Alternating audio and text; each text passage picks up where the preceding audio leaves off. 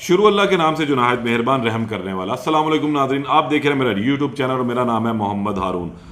गुज़िश्ता रात लाहौर के अंदर एक वाक़या रूनमा हुआ था जिसमें टीपू ट्रकावाला आरिफ अमीर आका टीपू उर्फ टीपू ट्रकावाला के बेटे अमीर बालाज टीपू को जो है वो एक शादी की तकरीब में गोलियों का निशाना बनाया गया, जहाँ पर वो ज़ख्मों की ताब ना लाते हुए जाँ बहक हो गए। अब ये वाक़या गुज़िश्ता रात जो है चूंग के इलाके में एक निजी सोसाइटी में पेश आया था, जहाँ पर साबिक डीएसपी सैयद इकबाल उर्फ बिल्ला के बेटे की शादी की तकरीब थी, जहाँ पर अमीर बालाज समेत बहुत सारे जो हैं लोग गए हुए थे। इसी दौरान जो है एक शख्स जो है वहाँ पर आया और उसने अमीर बालाज के ऊपर फायरिंग की और उस नतीजे में अमीर बालाज जाँ बहक हुए। इब्तिदाई तफ्तीश की गई थी, उस शख्स का हदूद अरबा निकाला गया तो मालूम पड़ा ये शख्स शेखुपुरा का रिहायशी है। ताहम अब जब मज़ीद तफ्तीश की तो ये मालूम हुआ कि इस शख्स ने एक रोज़ कबल ही नया मोबाइल फ़ोन ख़रीदा था, नई सिम ख़रीदी थी और ये सिम जो है कराची की लतीफ़ा बीबी के नाम रजिस्टर्ड है। ताहम पुलिस जो है अब उस हवाले से भी तफ्तीश कर रही है कि लतीफ़ा बीबी आया कौन है, इस शख्स की क्या लगती है। ताहम अभी तक जो इतलात आई हैं उस इतलात के मुताबिक इस शख्स ने 3 से 4 शादियाँ कर रखी थी और इसी तरह ये इर्द गिर्द घुमा फिरा करता था। रात को भी जो अभी तक इब्तिदाई तफ्तीश आई है, जो रिपोर्ट पुलिस को दी गई है, उसके मुताबिक ये शख्स 3 से 4 मरतबा जो है बालाज के पास आना चाहा। उस वक्त बालाज के भाई मौसब ने इसको रोका, दीगर जो लोग वहाँ पर मौजूद थे उन्होंने भी इस चीज़ को नोटिस किया और इसको करीब आने से रोका। ताहम इसने मौका पाते ही बालाज के ऊपर ब्रस्ट खोल दिया और बालाज की राइट साइड के ऊपर ही ब्रस्ट लगा, जिससे मौके पर ही उसकी जो है वो जान चली गई। तो हम रात को पुलिस ने जो है तहवील में ले लिया था, बॉडी को जिना अस्पताल मुंतकिल किया गया। उसके बाद आज सुबह बालाज की डेड बॉडी को जो है इसके पोस्टमार्टम के बाद इसके घर वालों के हवाले कर दिया गया। असर के बाद जो है आज बालाज का नमाज जनाजा अदा की गई इसके आबाई घर में शालमी चौक पे, जहाँ पर इनका डेरा है। बहुत बड़ी तादाद में जो है आज लोग मौजूद थे। 1994 और उसके बाद 2010 के बाद आज पहली मरतबा किसी वर्किंग डे में शालमी चौक जो है, शालम मार्केट जो है मुकम्मल तौर पर बंद हुई है। शालम मार्केट जो है एक मुकम्मल पाकिस्तान की होलसेल मार्केट है, जहाँ पर से पाकिस्तान लाहौर समेत दीगर इलाकों के जो लोग हैं वो खरीदारी के लिए आते हैं। लेकिन आज अमीर बालाज की हलाकत के सोग में जो है ये मार्केट मुकम्मल तौर पर बंद रही। इसके साथ जो दीगर मार्केट्स हैं, मियां अस्पताल के साथ कपड़ा मार्केट है, वो भी बंद रही। अमीर बालाज का जो है नमाज जनाजा 4 बजे जो है अदा किया गया। इसके अंदर हज़ारों की तादाद में, सैकड़ों नहीं हज़ारों की तादाद में सोगवार मौजूद थे, तमाम इलाके के लोग मौजूद थे। हर आंख जो है वो अश्कबार थी, क्योंकि अमीर बालाज ने जिस वक़्त अपने वालिद की वफ़ात के बाद 2010 के बाद जो है ये वलायत संभाली थी, ये पग उनके सर पर रखी गई थी, उसके बाद से लेकर अब तक इनका कंडक्ट जो है वो दीगर लोगों से ज़रा मुख्तलिफ रहा।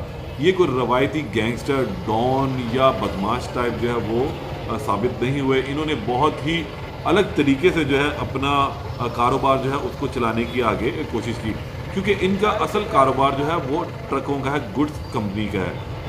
एक शहर से दूसरे शहर पूरे पाकिस्तान भर में जो है इनके ट्रक जो हैं वो मुख्तलिफ सामान लाद कर लेकर जाते हैं और यही इनका मेन ख़ानदानी बिज़नेस है। इनके दादा ने ये बिज़नेस शुरू किया था, उसके बाद इनके वालिद इस बिज़नेस को चलाते रहे और फिर अब अमीर बालाज जो है ये बिज़नेस चला रहे थे। अमीर बालाज के 3 भाई हैं, मौतसिब और अलफतेह। मौतसिब जो है वो वकील है, एक अच्छे पाया वकील हैं और वो अपनी वकालत कर रहे हैं। ये बच्चे जो हैं टीपू ट्रकावाला के बच्चे ज़्यादातर मुल्क से बाहर रहे और अपने वालिद की वफ़ात के बाद जो है ये पाकिस्तान वापस आए। दुबई में ये मुकीम रहे। इंग्लैंड में बालाज ने तालीम हासिल की, यंग ब्लड था, नौजवान था, समझदार था, खूबरू था और इसकी कोशिश यही थी कि ये अब इस दुश्मनी को ख़त्म किया जाए। और इससे जब अपना ये तमाम अपने वालिद का कारोबार संभाला तो इसने पहला काम ये किया कि अपने तमाम मुखालफिन से जो है वो सुलह का हाथ बढ़ाया और किसी से अगर ज़्यादती हुई थी तो उससे माफ़ी मांग ली और अगर किसी ने इनसे ज़्यादती की थी तो उसे माफ़ कर दिया। और तकरीबन अब 2024 चल रहा है, 14वां साल है इस वाक़े को, इनके वालिद की वफ़ात को। तो इस दौरान इन्होंने एक भरपूर तरीके से जो है मामलात को संभाला और अपने बिज़नेस को भी संभाला। मुख्तलिफ इंटरव्यूज़ भी इनके सामने है जिसमें इनका ये कहना था कि मुझे अब लड़ाई झगड़ा नहीं चाहिए, नई नस्ल है, हमें जो है बहुत अच्छे तरीके से मामलात को चलाना है। पाकिस्तान तहरीक इंसाफ में इन्होंने शमूलियत इख्तियार कर ली थी, लेकिन 9 मई के वाक़े के बाद इन्होंने इसकी मजम्मत की एक वीडियो बयान जारी किया और पाकिस्तान मुस्लिम लीग नून में जो है इन्होंने शमूलियत इख्तियार दोबारा कर ली।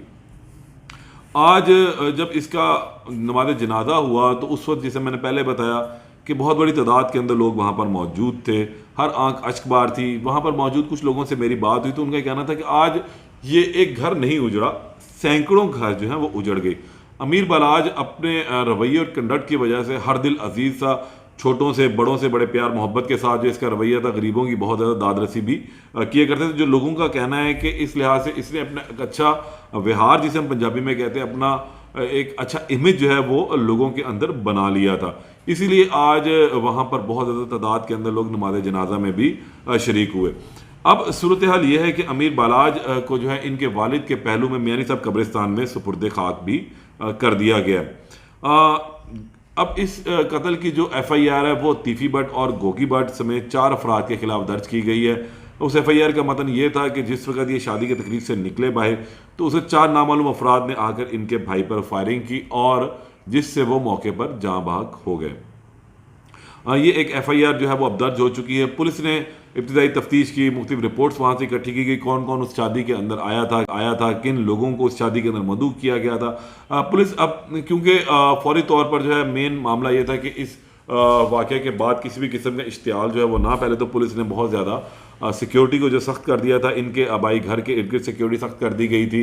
इसके अलावा अस्पताल, जब रात को इनकी डेड बॉडी मौजूद थी तो उस वक्त वहाँ पर भी सिक्योरिटी को सख्त कर दिया था। DIG ऑपरेशन ने रात के खुद जो है वकुआ का भी दौरा किया, इस पर अस्पताल भी वो गए और फिर जब डेड बॉडी को मॉर्चरी यानी कि मुर्दा खाने शिफ्ट किया गया तो उस वक्त भी वो वहाँ पर मौजूद थे। अब ये कत्ल का वारदात हो गई और इस तरह एक और जो है दुश्मनी का नया बाब भी जन्म ले चुका हुआ है। मौसम जो है अब शायद इस तमाम बिजनेस की जो है बागडोर संभालेंगे और ये इनका आबाई बिजनेस है, जाहिर सी बात है आबाई बिजनेस तो वो ख़त्म नहीं कर सकते। उसी को लेकर अब इन्होंने आगे चलना भी है और इसी आबाई बिजनेस के सहारे जो है सारे मामला इनके चलते भी हैं। FIR दर्ज हो चुकी है, पुलिस ने अपनी तफ्तीश का आगाज़ कर दिया हुआ, मुख्तलिफ पहलुओं पर तफ्तीश की जा रही है।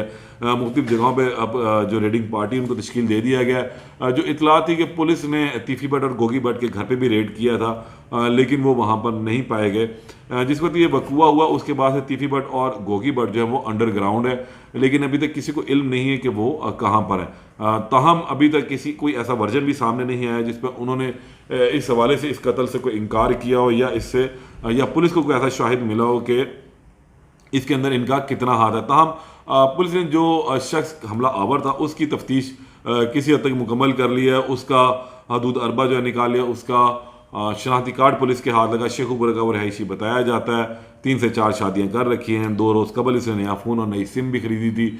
इसके अलावा जो है लतीफ़ा बीबी के नाम पर जो है कराची की रहायशी, उसके नाम पर ये सिम है। तो हम अब तफ्तीश का जो है वो दायरा कार बढ़ाया जाएगा। इस शादी में आने वाले लोगों से पूछगिछ की जाएगी, वहाँ की वीडियोस जो इकट्ठी की जाएंगी, फॉरेंसिक भी इकट्ठा किया जाएगा, जियो फेंसिंग भी मुमकिन तौर पर की जा सकती है ताकि जो है इस कत्ल के असल मुहर्रकात का पता लगाया जा सके और असल कातिल का भी पता लगाया जा सके। इस हवाले से मज़ीद इस केस में जो भी अपडेट होगी आपको आगाह करेंगे। तब तक के लिए इजाज़त दें।